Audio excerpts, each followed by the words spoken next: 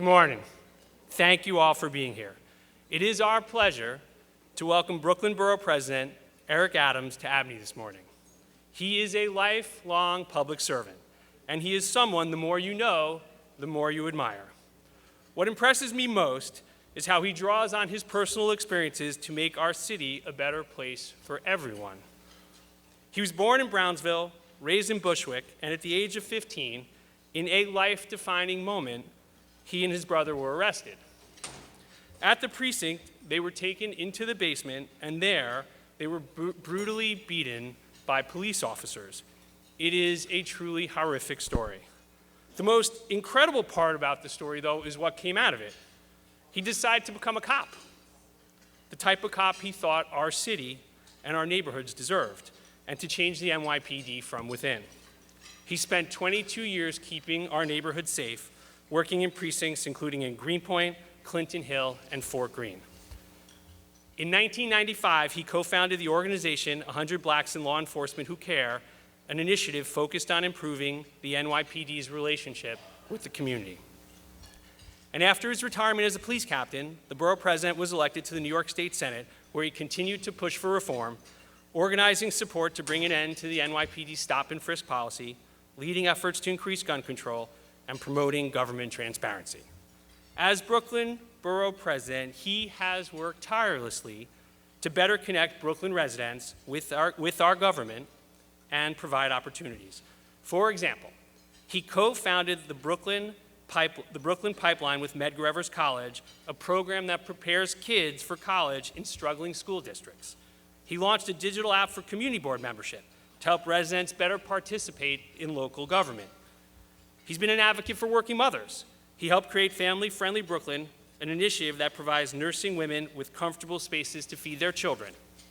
He has prioritized fiscal responsibility, requesting top-to-bottom assessment of our city departments to make sure New York tax dollars are spent wisely. He called for more efficiency in government, including a municipal car share system to take more city-owned vehicles off our streets and save taxpayer dollars. Feels like that's like, duh, that is such a good idea. And building on his own experience of having type 2 diabetes, he's become an advocate for plant-based and healthier food options in our schools and throughout Brooklyn. Borough President Adams is a man of action. He sees a problem, he does what's necessary to fix it. And we all look forward to hearing from him this morning. First, I'd like to recognize some of the public servants who are here today, Councilmember Keith Powers and Police Commissioner Dermot McShay. Thank you both for coming.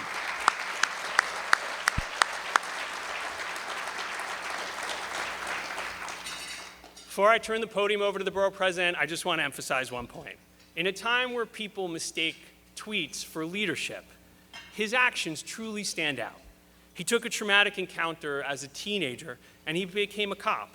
And when being an officer wasn't enough, he founded an organization to help make things better and help the NYPD from within. His time as a student in Brooklyn Public Schools and paying his way through college drive him to improve opportunities for the next generation of Brooklyn school children. And his recent scare with type 2 diabetes has him engaged in public health. In fact, in true Brooklyn hipster fashion, he is a vegan now and is happy to try and convince you to be one too. He's a man of principle and action. It is our pleasure to have him here with us today. Ladies and gentlemen, please give a warm welcome to Borough President Adams.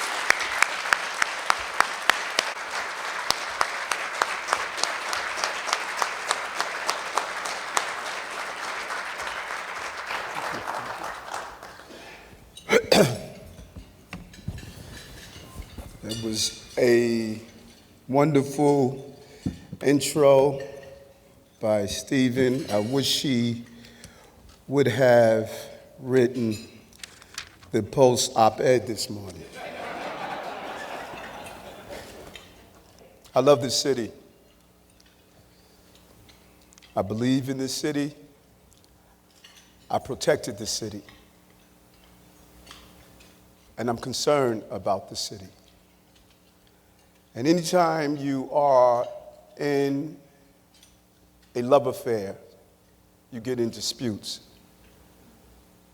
And you have to navigate your way out with conversations to build a stronger bond. And no matter how we look at some of the economic indicators that points and place a rosy picture. We are in some extreme, challenging times. And I want to spend this morning talking about this city and what I believe we need to do to address some of these challenges.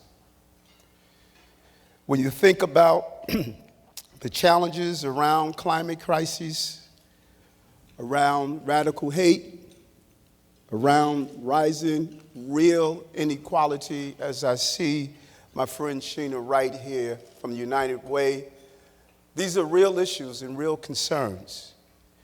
And not at the least of our worries is the automation's assault on jobs, and I'm going to get to that in a moment. It's something that everyone that desires to be a citywide leader must engage in this very real concern and conversation.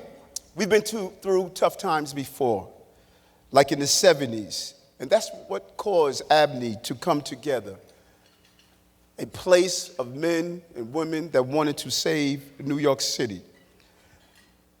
But our greatest test may be the one we face in the coming decade. This morning, I want to do a few things. I want to give you my assessment on the dysfunction of our city and cities across America. I want to share with you how this dysfunction is deepening our problems as we sit here today. I want to tell you about the path I see to properly govern our city, enabling us to face the great challenges ahead of us. Finally, I want to touch on a few pressing issues facing New York City right now and some of the upstream solutions I see to address them. Now, what do I mean by the term upstream? Archbishop Desmond Tutu put it clear. There comes a point when we need to stop just pulling people out of the river. We need to go upstream and find out why they are falling in. My friends, these words could not be more applicable if the Archbishop was talking about the East River. Because as a city, we are trapped in a cycle of governing from crisis to crisis, always dealing with the immediate problem and never what's the cause. Look at NYCHA, education, homelessness, healthcare. We let problems turn into disasters. Every day, our city is overwhelmed with crisis. These days, it is getting more and more difficult to see the difference between 911 and 311. Follow this sentence. The most important thing in this city is that the heart of our city government lies in its agencies. If your agencies are dysfunctional, it doesn't matter how much tax dollars you put in this city. And in fact, this city is like my son used to be. He would spend his money, then he'd place his hands in my pockets. But our agencies operate as if they're in different bodies, inefficiently pumping the flow of government or even blocking it altogether.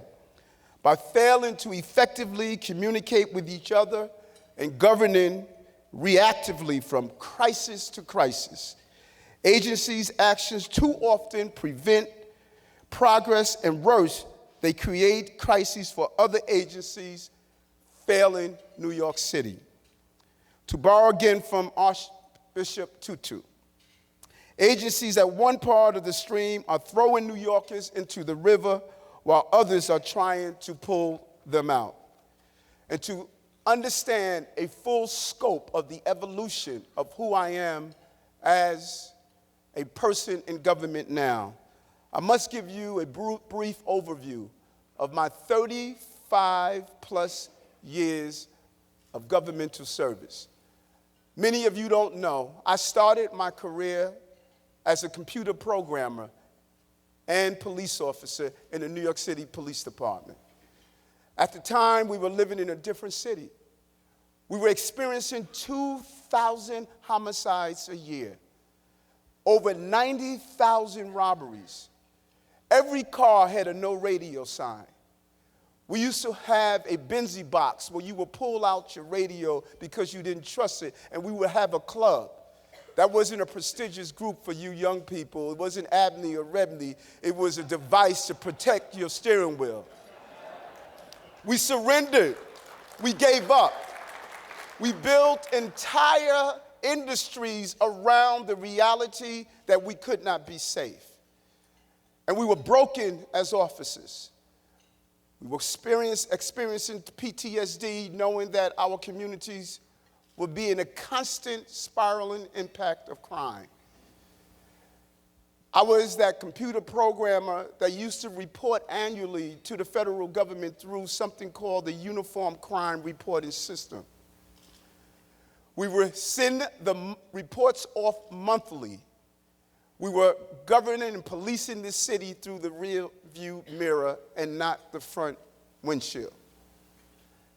A man came to me by the name of Jack Maple. He's no longer with us. Jack stated, "Eric, we don't have to be unsafe. Under the leadership of former Commissioner Bill Bratton, we assembled a team in the Transit Police Department that created the first of its kind real-time crime fighting mechanism. It allows us in the Transit Police to stop policing from the rear view mirror, but from the front windshield. We went from being reactive to proactive to predictive. 3 years of that program, crime in the subway system dropped by over 35%. Bill Bratton left the Transit Police and became the commissioner of the New York City Police Department, and the second evolution of real-time policing took place. They created CompStat. And out of CompStat, in the first year of CompStat real-time policing, we saw homicides in this city for the first time drop by 450 homicides. 25 years later, we have not experienced any level of a serious increase in crime. And I say that with an asterisk. We became safer. And it was a pivotal period for this city. We understood that an agency's action did not impact their immediate issues, but it also impacted the other parts of the city. Just look at the police department's primary goal of keeping us safe. It also impacted on tourism. In 1991, in the city of New York, we only had 29 million tourists with $10 billion in economic revenue. In 2018, when we continued being a safe city, we had 65 million tourists with $44 billion in economic revenues. We changed Times Square for a place where it was degradation and poisonous to families into a safe place to bring tourists, and we saw the economic revenue from it. Public safety became an economic stimulus package that we hired low-skilled people. We were able to have more hotels. People came to Broadway. We started to see the revenue flow, and it changed the narrative of New York. If every other agency in this city would have followed a real-time governing model, we would be living in a different city right now. But instead, we continue the model of creating a crisis for another agency to attempt to improve that crisis. Just look at the Department of Education. The Department of Education creates 3 crises. One, the crisis of inequity. It does not educate our children. And if you dig into the numbers, it does not educate black and brown boys. Difficult conversation, but real one. Year after year after year, either black and brown boys are born with a mutated gene that does not allow them to comprehend basic information, or we don't believe they can learn, or people are benefiting from the economic dysfunctionality of educating these young men. The Department of Education also creates our healthcare crisis. 70% of 12-year-olds have early signs of heart disease because of the food we feed them in the Department of Education. Department of Education is in conflict with the Department of Health and Mental Services. While we spend millions of dollars to fight childhood obesity, childhood diabetes, childhood asthma, the Department of Education feeds our children 960,000 meals that cause what? Childhood obesity, childhood diabetes, childhood asthma. That is why I push to get processed meat, a type 1 carcinogen, out of our schools so our babies can start having healthy food and live a healthy lifestyle. Why can't we have rooftop gardens on every school so our children can grow their vegetables and then serve it in the cafeterias and then learn about the multi-billion-dollar industry of urban farming and learn how to deal with the issues in their community? But let me tell you this, the Department of Education also creates our law enforcement crisis. 80% of the young men and women at Rikers Island don't have a high school diploma or equivalency diploma by the time they arrive there. 1/3 of those who are 18-year-olds or younger read below a 5th grade reading level. 55% have a learning disability. 46 have mental health issues. Listen to this number. 30 to 40% are dyslexics. If we would have solved the problem upstream, we would not be dealing with the problem downstream. Instead of engaging in a conversation about closing Rikers Island, the building, let's close the pipeline that feeds Rikers Island in the first place.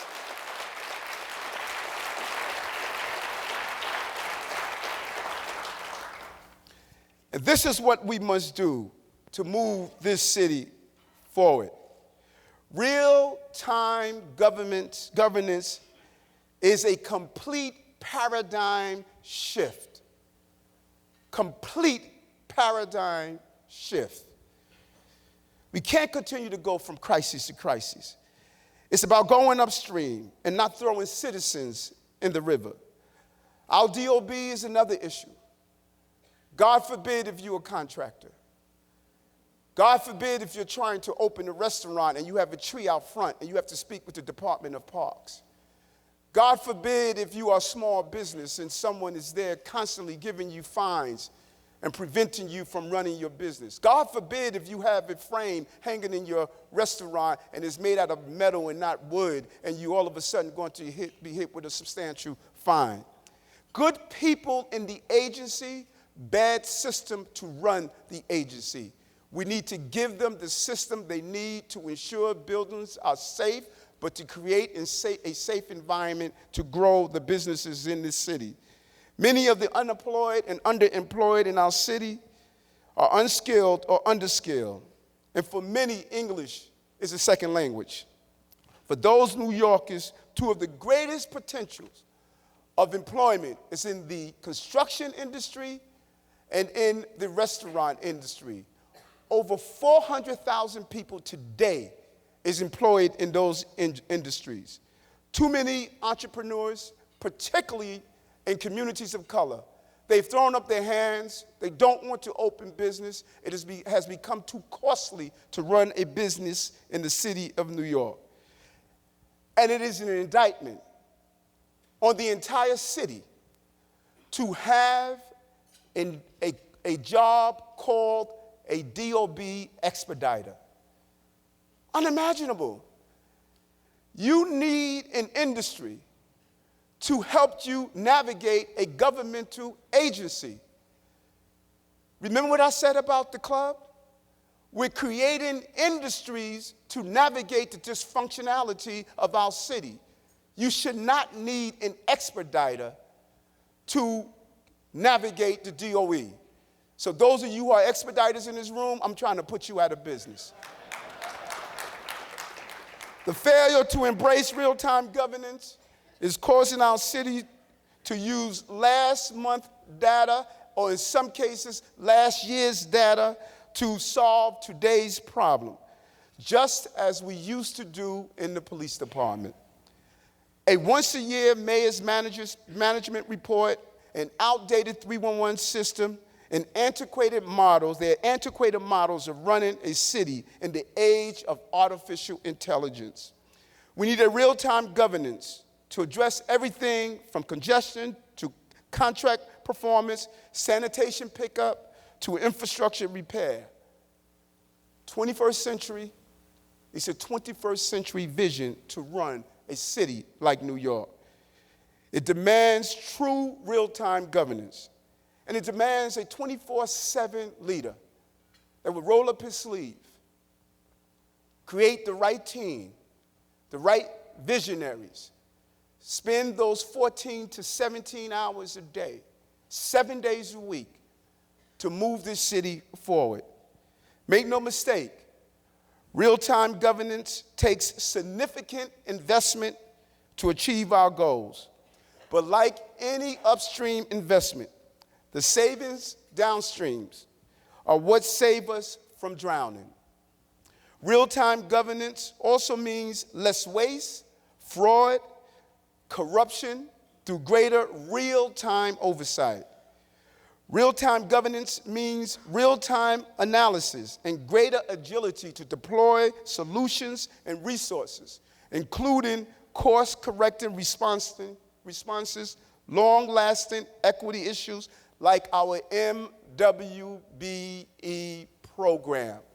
We can't keep talking about reaching the goals that we never reach, and annually we look back and say we were unable to reach. Unacceptable. Best faith effort has turned into no effort at all. We have to make sure it's done right, and we must monitor. I say this, if you don't inspect what you expect, it's all suspect.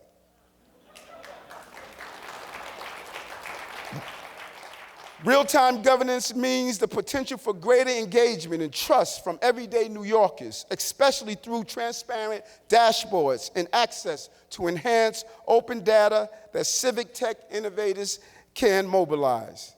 Maybe most important, real-time governance is the only true way to pinpoint the root cause of problems. This is how we go upstream. What this looks like in our city, 3 major points. 1, we have to clearly identify our mission. What do we look like? Who are we as a city? What do we wake up together? What is every child, every adult, every corporation moving towards? And then every agency must identify their mission that is tied into the mission of the overall mission of the city. And then lastly, interagency communication to make sure that no agency is in conflict with the mission of another agency, such as we see with the Department of Health and Mental Services should not be in conflict with the Department of Education, and that's called communication. We start to accomplish this task by establishing real-time command centers for all of our agencies, equal in capacity to the real-time command center at One Police Plaza. I see Commissioner Dermot Shea here. All of you who are in government should go to One Police Plaza and visit and see how real-time governance is actually operating. You are safe because that system is in place, and don't ever forget that. In fact, during emergencies, all of our major agencies have a desk at the NYPD Command Center during emergencies. So here's the question. Why do we do it during emergencies? Why aren't we doing it every day? Why aren't we communicating every day instead of being in crisis before we communicate? There's enough room at One Police Plaza, for our top agencies like NYCHA, DOE, ACS, HRA, and others to have a permanent place for leaders to monitor the activity of their agencies in real time and cross-communicate. That's a foreign term here. Cross-communicate with other agencies in real time. You cannot continue to govern your agencies from the ivory towers and the sterilized environment of your office space. You must get into your agencies on the ground level in a real way. What would that look like? Let's just take NYCHA, for example, which is basically operating the largest housing complex in the country. 400,000 residents, and we're using a pencil and paper system to monitor such a large entity like that. A real-time command center would enable NYCHA management to see what is actually happening on the ground. They can see what boilers are out, what is the length of outage, who is in charge of repairs, what is the track record of the installer, an analysis that shows which developments have an increase in emergency repairs. Why is that important? Sometimes a boiler installer will low bid the contract, then have a repeated occurrence of emergency repairs. Any of you that's a homeowner, you know that if you have emergency repairs, you're sometimes paying 2 to 3 times as much for the action. That is not how you run a system. We can interface GPS on devices to identify the locations of teams and time their responsiveness to locations in real time. We should not have to figure out where is the employee when you have the technology that can tell you where the employee is and how long it takes him to get there. This type of system will correct something we saw over last year. How do you install a roof on a building when you have a warranty that you could have it installed, but yet you use taxpayers' dollars to do it because you are not analyzing in real time your buildings, your complex, your apartments? We can't continue to govern in that fashion. NYCHA officials were not aware of these roof problems, but a real-time NYCHA stat, equivalent to CompStat, will collate data from different sources, and one building address would tell you everything about the building and greater complex. We would have an up-to-date database with repairs, who conducted them. Real-time data will allow us to deploy resources and identify waste and possible fraud. It would answer, why do we spend $30 million a year for scaffolds around NYCHA buildings every year? Who's profiting from that? It's not the taxpayers. These are the questions we have to answer. The style of management is not unheard of. It's already happening elsewhere. City Score is an initiative in Boston. For God's sake, they're beating us in baseball. Do we have to let them beat us also in technology? City Score informs the mayor and city managers about the overall health of the city at a moment's notice by aggregating dozens of key performance metrics, including daily statistics, into one number. Scores below 1 indicate the performance is below the target. Scores above 1 indicate the performance is exceeding the target. City Score launched in 2015. Boston has been able to use it to address several areas of constituent service delivery, from emergency response time to traffic sign repairs. In southern India, one of its largest states maintains a state-of-the-art center that uses drones, something we call for to inspect buildings. Why are we remaining on the ground while other countries are in the sky using the technology that's available? They use biometric or augmented technology, machine learning technology, and other early warning weather forecasting. The center consists of a giant screen that has the capability of displaying multiple matrix at the same time with various dashboards, including real-time grievances reports, visuals from closed-circuit cameras in strategic locations, and real-time progress on various projects. These systems are getting more and more sophisticated with machine learning and artificial intelligence. During the last few months, my team and I have been meeting with some of the top tech leaders in the city to discuss how do we move the city to real time. Google, Microsoft, Dell Computers, and some of the great minds around technology in the city. Many people say it's impossible. That's deja vu for me. They told us it was impossible to make this city safe, and we are safe because of that. In fact, we can start implementing real-time governance today. In addition to the capacity at One Police Plaza, we can start working on the critical update we need in interagencies, data sharing, and integration. That starts with 311. Where is our 311 2.0? Bloomberg laid it out.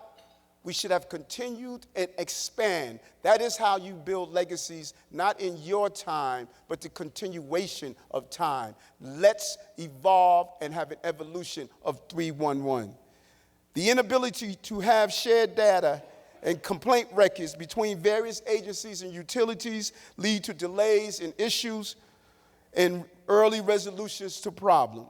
Many problems cross over into various agencies and require intra-agency solutions, such as rat infestations, streetlight outages, cultured bike racks, and everyday challenges facing small businesses. These are just a few. And this is not just theoretical in goal. I want to just point out a few of the pressing issues in this city where real-time governance and having an upstream model can assist us. Let's go upstream with education, one of my favorite topics. Our greatest upstream opportunity and obligation is early childhood development. That is our greatest. And we cannot continue to divide ourselves over the conversation of parochial, public, charter, private. These are all of our children. All of our children. And when I say early childhood development, I want to be clear. Some of my colleagues talk about child care. I am not talking about child care. I'm talking about early childhood development. Follow the science. 80% of a child's brain's growth is between the ages of 0 to 3. 80% of neuron growth. If we don't capture that time, we're losing that child forever. We need to focus on the time that baby is in his or her mother's womb to the time that baby starts 3K. Our first engagement with children is 3K, pre-K. We're patting ourselves on the back. That is a downstream model. It is not an upstream model. We must go upstream to address this. And I have been speaking with upstream leaders like Bank Street College and studying the great work of Harlem Children's Zone's Baby College. We need to centralize the coordination between families, pediatricians, and the Department of Health and Hygiene and Education. All of these entities must come together. They can't continue to be disjointed. We need to look at successful early intervention services. We need to heavily invest in professional development. How do we have teachers that are attempting to shape the minds of children, yet there is no training on how a brain absorbs information? Our teachers must know about synaptic connections, neuron growths, how information is retained. We must change the model of education and not simply do things we've always done because they were popular to do. That is not how we educate our children in the 21st century. Then we need to be on the ground. We need to go to the local communities and knock on doors. visit families and explain to them what that 0 to 3 moment is about, and give them real instructions and invest in that infrastructure. Now, let me tell you why this matters. Reports have shown that for every dollar we spend in a low economic area and give this early childhood education, we save $17 as societal benefits and savings, much of that going into increased earnings for our kids when they grow up. If we must invest in the future if we want to have a future. And then we have to fuel while we're flying. We have to focus on our K-12 schools. We can't continue to pull black and brown boys out of the depths of unemployment and neglect. We need to go upstream and build pipelines of opportunities. We need to invest in CTE as we're doing in the Navy Yard. I was looking for Keon Price, who's our partner at the Navy Yard. Principal Price, please stand up. Doing an amazing job at the Brooklyn Navy Yard with our young people. We should be dedicating 1 or 2 hours a week to teach life skills, nutrition, financial literacy, health, how to shake a hand, how to sit in a room like this. We call them soft skills. But when you go through life without those skills, it is hard. Why are we underutilizing this collected body of people and showing them not only how to be academically smart, but emotionally intelligent? We are setting them up for failure, and I say let's stop doing that.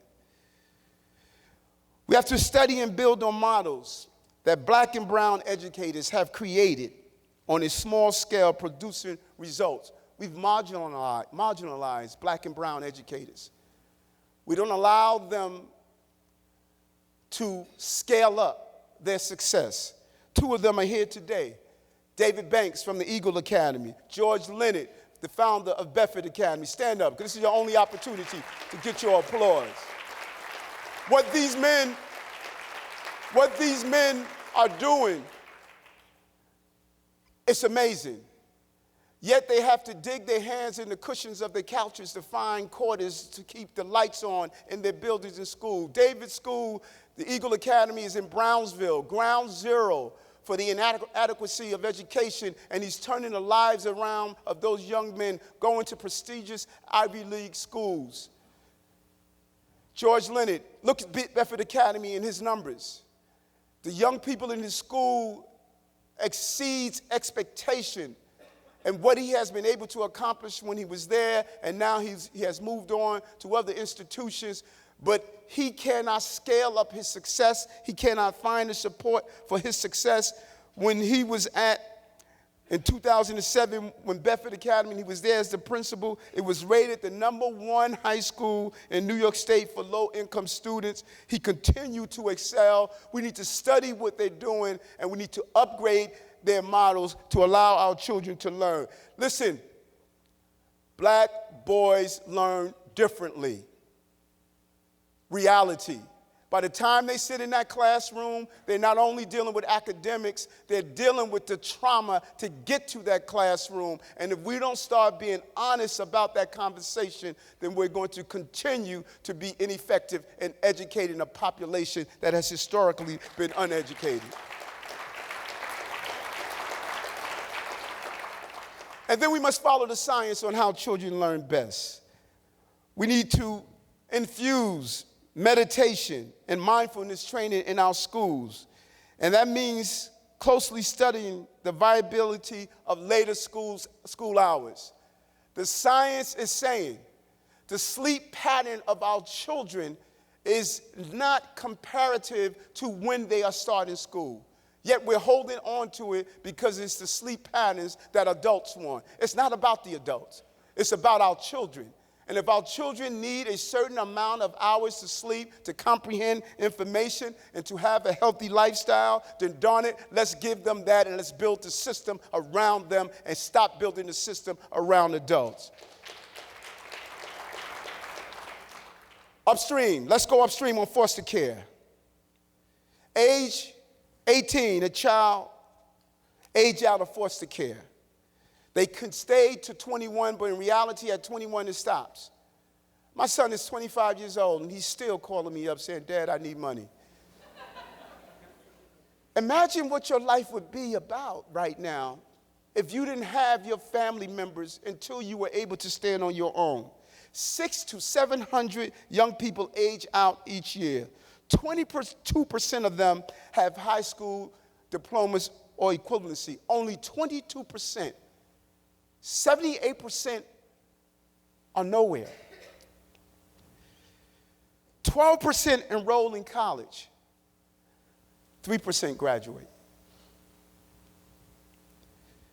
If we invest just $50 million a year to give these children what's called life coaches. I have a life coach. I don't always listen to him, but I have one. If we would give them life coaches, the numbers change. 2 foster cares, establishment, infused life coaching, and they had a 90% participation achievement in high school with diploma or equivalency by age 21. Let's go upstream on healthcare. As it was mentioned, I was diagnosed with type 2 diabetes. Many of you know my story. I was blind in one eye, losing sight in the other, had permanent nerve damage in my hands and feet. The doctor said, Eric, you're going to be blind in a year. Had an ulcer, cholesterol, high blood pressure. I had the American package. And instead of succumbing to that, I followed the same line of theory that I found when I saw myself on the police floor being beaten. I said, instead of having the pain, turn the pain into purpose. I decided not to live with diabetes, but to reverse diabetes.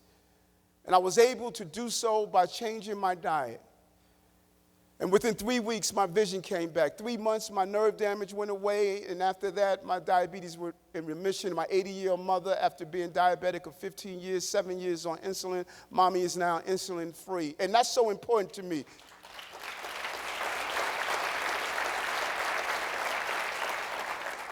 It's important to me because mom has 6 children. She loves them all, but she adores me. We have to think upstream. And one of the most powerful upstream people in medicine is here today, Dr. McMacken. Dr. McMacken.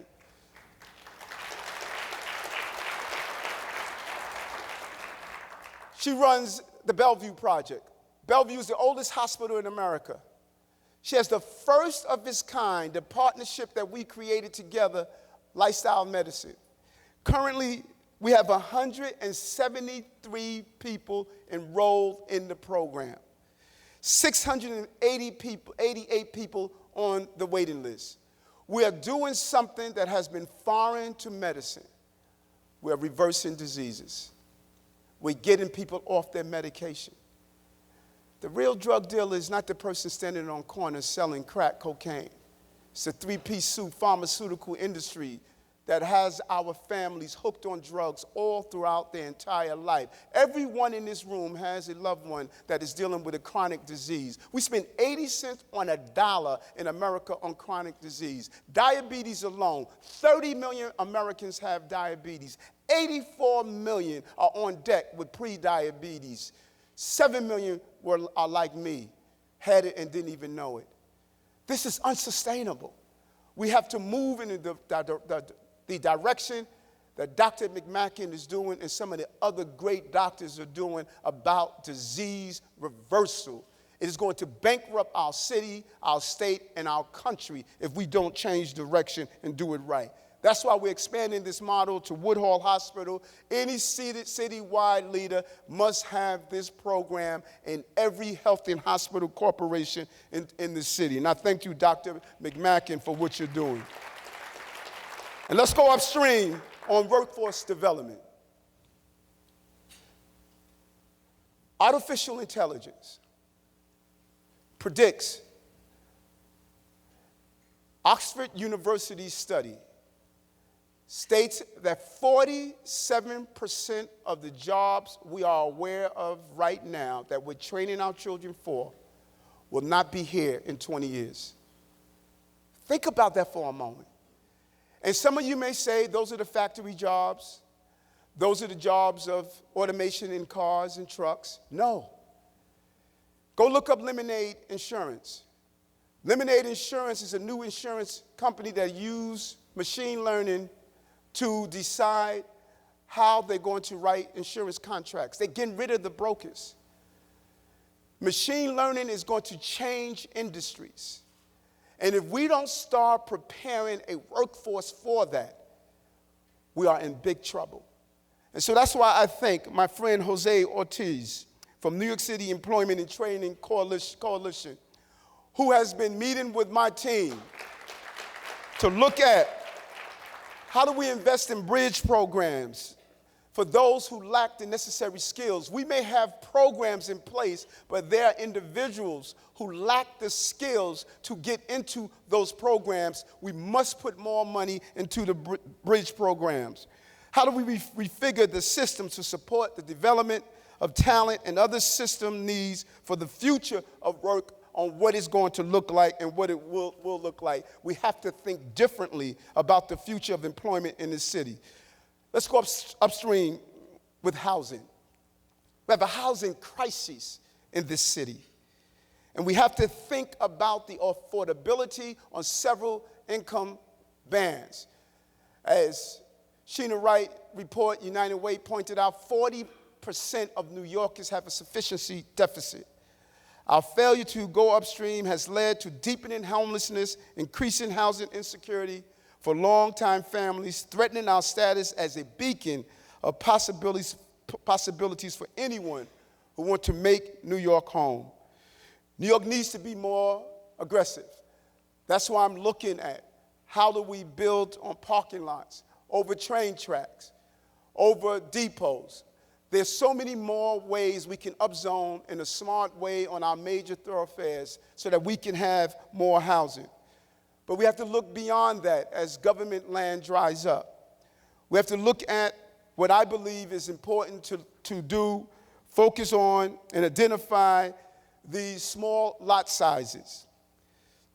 These small lot sizes are so important. They're identified as those with 1,700 square foot or 18 feet of frontage.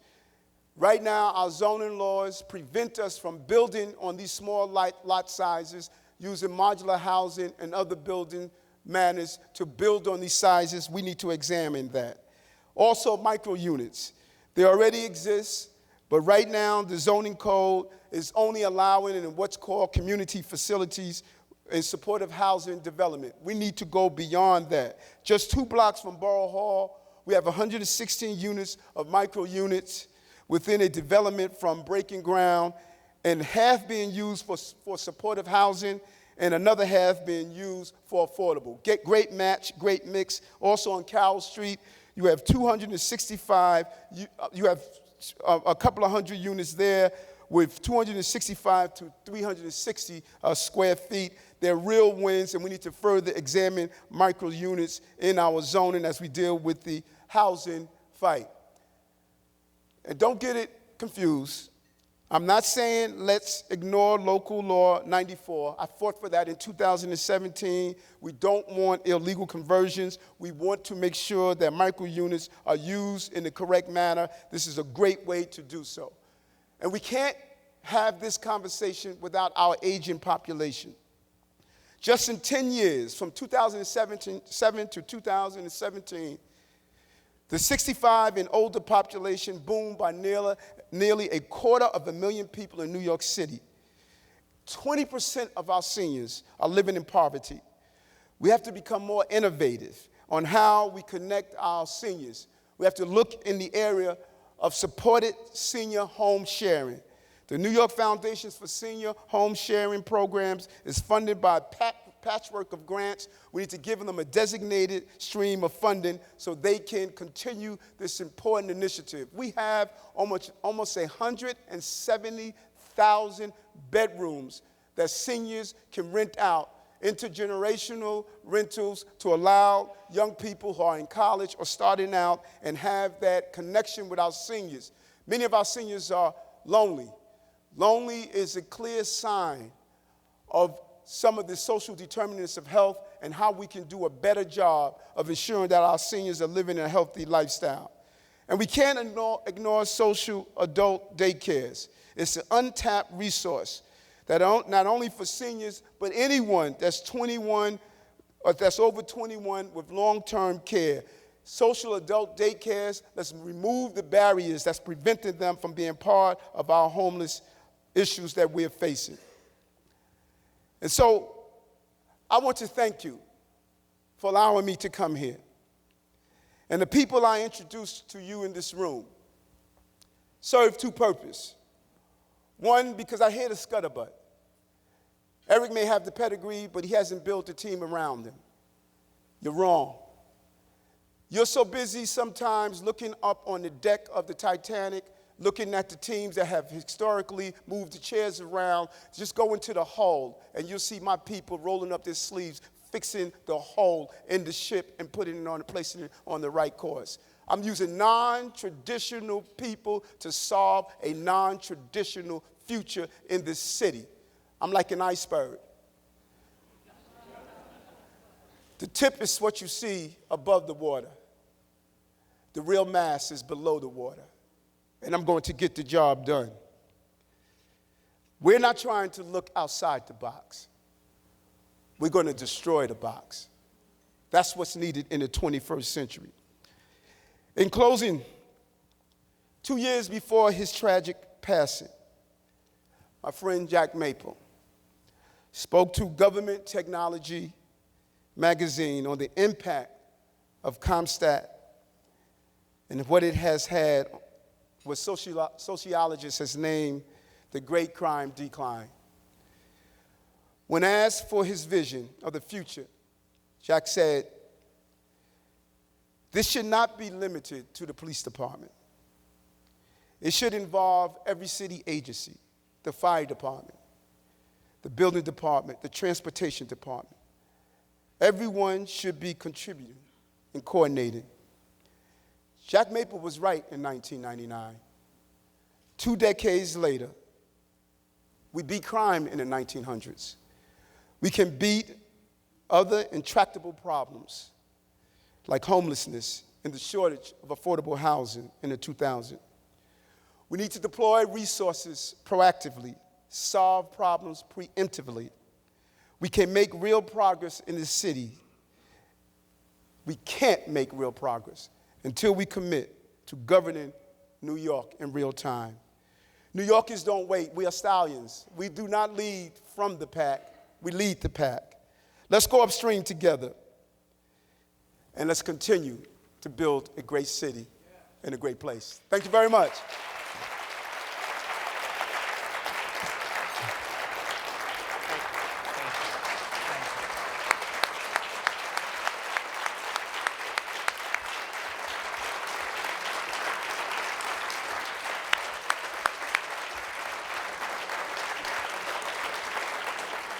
So we have time for a quick question or two. Mr. Borough President, you started by referencing recent coverage about remarks you made about people going back to Iowa or Ohio. I want to ask, do you really feel that way? And can you say anything more about that? Thank you very much. On the campaign trail, you experience political gaffes. And a sentence is a gaffe. But the essence of my comments feeds into what I'm doing with breaking bread, building bonds. We are having 100 dinners, 10 people at a table.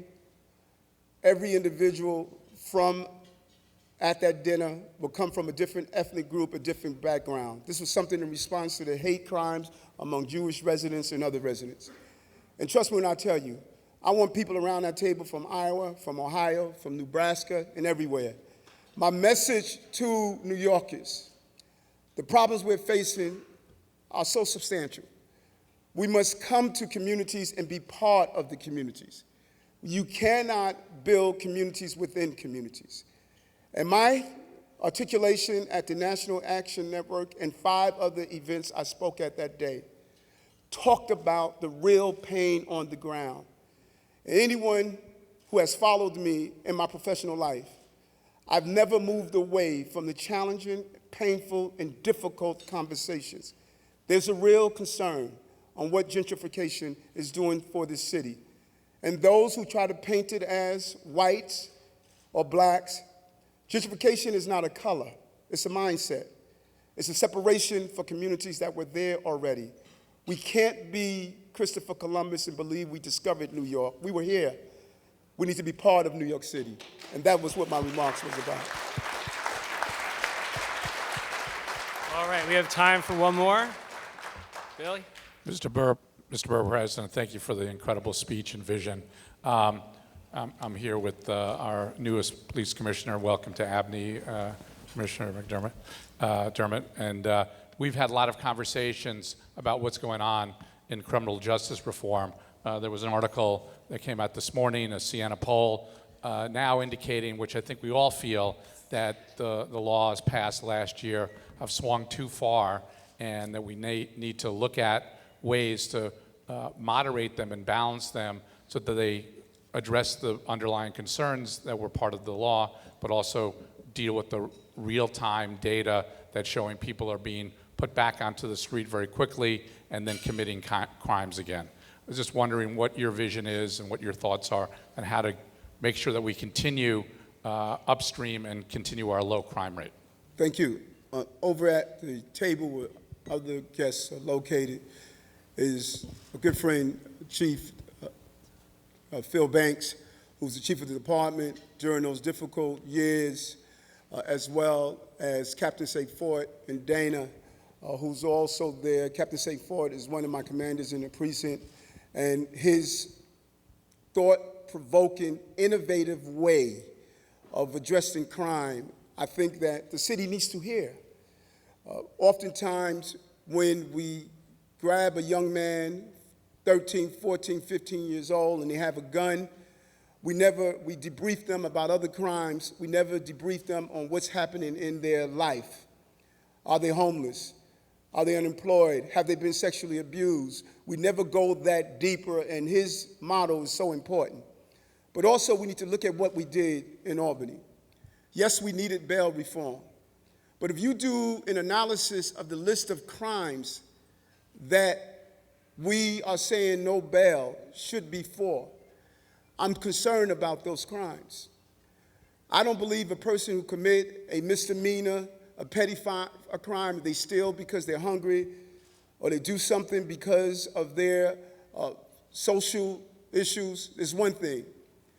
But when you tell someone that they can go into a house and you hear your daughter scream from the room and you run to her bedroom and that person flees from that bedroom holding her bag and that person is not eligible for bail because it's a burglary, I'm concerned about that. If two people can rob someone and assimilate that they have a gun or fall into a category of a robbery too, and they're not held for bail, I'm concerned about that.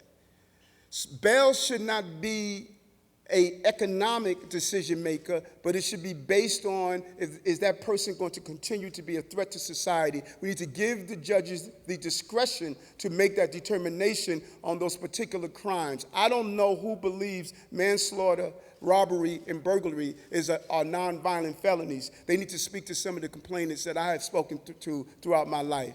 We need to be strategic when we make public safety decisions. We must be thoughtful, and the combination of having someone like Captain St. Fort in the room, or someone like Dana, someone like Phil Banks, to be a balance in the conversation so we can reach the right place. We must be safe.